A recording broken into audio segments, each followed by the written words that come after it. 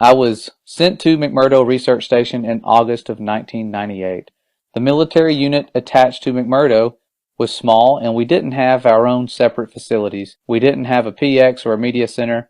There was no chapel or chaplain, and we didn't have our own separate mailroom. We just had to share the same facilities with the scientists and researchers. They had two different kinds of ice they worked on and studied. This is where it gets interesting. One kind of ice was the normal kind that we've all seen. They took cores of it out of boreholes in the ground. Just like normal ice, it was mostly clear and sometimes white, and it would melt into liquid water if it got warm. The whole area of Antarctica is covered in this kind of ice. But that wasn't their main kind of ice. The only time I ever saw them actually studying normal ice was when a film crew from National Geographic came by. The rest of the time, which was most of the time, the scientists were studying something they called sky ice. This stuff was totally different. One of the researchers that I was friends with showed me a piece of sky ice. You couldn't touch the stuff with your bare hands because it was so cold. And it wasn't clear or white like normal ice. It was solid blue. That's why they call it sky ice, because it was the exact same color as the sky. The stuff was so cold, it would instantly freeze your skin if you touched it, like hundreds of degrees below zero, way colder than the normal ice that was outside. He had to carry it in a metal bottle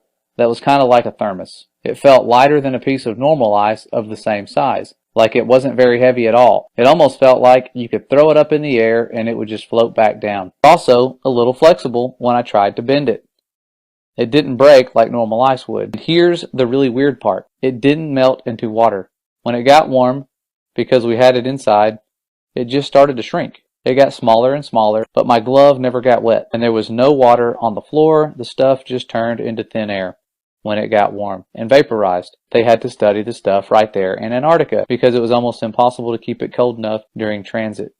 And above the firmament that was over their heads was the likeness of a throne as the appearance of a sapphire stone. And upon the likeness of the throne was the likeness as the appearance of a man above upon it. So I asked my friend where they get the sky ice from, and he said it comes from the wall. Apparently there's a huge wall of sky ice in Antarctica. He said it was hundreds of miles inland from the coast. He said it was the biggest natural structure in the world. In the 1960s, the U.S. Army had a plan to bore a tunnel into the wall, but they didn't have a boring machine that could handle the super cold temperatures, so they had a whole testing project in Greenland where they developed ice tunnels and invented new boring machines that could operate in super cold temperatures. So this was back when forming NASA and all the other things that were kind of strange, the Antarctic Treaty. Around that time, they were practicing to bore into the sky ice. Then, once they had the new boring machine figured out, they brought it to the ice wall. The machine bored a tunnel 5 or 10 miles into the wall, but that they never broke through the other side of the wall. They still don't know how thick the wall is, even to this day. At first, the floor of the tunnel was solid rock, but after a mile or two in, the floor was sky ice. Map of the wall in Antarctica, except the map was all flat. It showed the wall going all the way up over the whole Earth. Very interesting information given what we know surrounds us. We know that the firmament's not just made out of ice. It's something special. That could just be something near the foundation to prevent you from going all the way to it. Those little nuclear bombs they shot at the firmament, they can't break it. They've tried.